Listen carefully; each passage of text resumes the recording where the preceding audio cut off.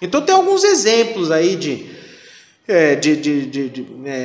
incubadoras, por exemplo, só para que a gente citando, né? Então algumas incubadoras que existem aí que são comuns, né? Só que para vocês entendam, né? Até resgatei os dados aqui, existem hoje dados de 2022, tá? 363 incubadoras e 57 aceleradoras no Brasil, segundo a Amprotec. Então você vê, tem bastante instituição. Se a gente dividir isso no Brasil, né, a gente tem aí mais de 10 por estado, né? Então está bem distribuído. Lógico, tende a acontecer, né, mais próximo, né, dos grandes centros urbanos, é natural isso, mas pode também acontecer em algumas cidades polo aí, ou às vezes você tem uma cidade polo que ela não tem aceleradora lá, mas tem um braço de apoio que mesmo remotamente dá esse apoio.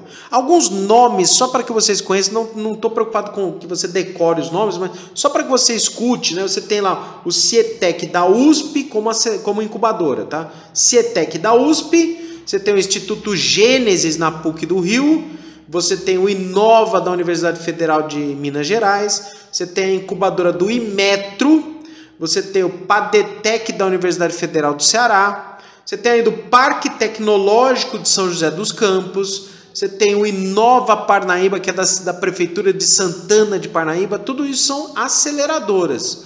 E nenhuma delas fica com equity, tá? Você deve ter percebido que muitas delas estão vinculadas a universidades.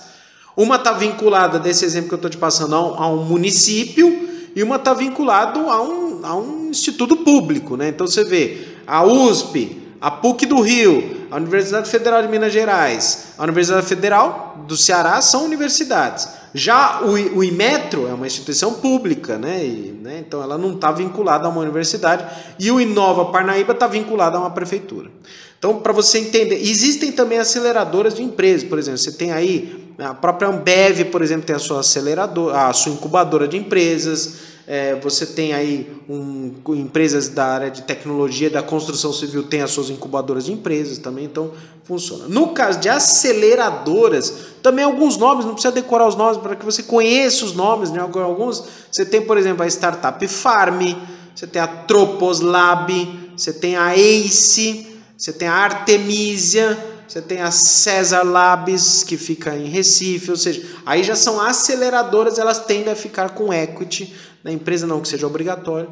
Por exemplo, eu trabalho como mentor para uma aceleradora que é inovativa, o programa Inovativa é vinculado, é um programa de políticas públicas, não fica com equity, oferece gratuitamente programa de aceleração através de mentoria, networking, outras informações, palestras, não tem equity nenhum. Então, conforme o aprofundamento que a aceleradora tem, né, a dedicação que a aceleradora tem junto à startup, ela tende a ficar com a participação com equity, né, que é essa questão, né, mas não é obrigatório, mas pode acontecer e não se preocupe com isso, desde que você preserve o máximo possível a sua participação societária, né.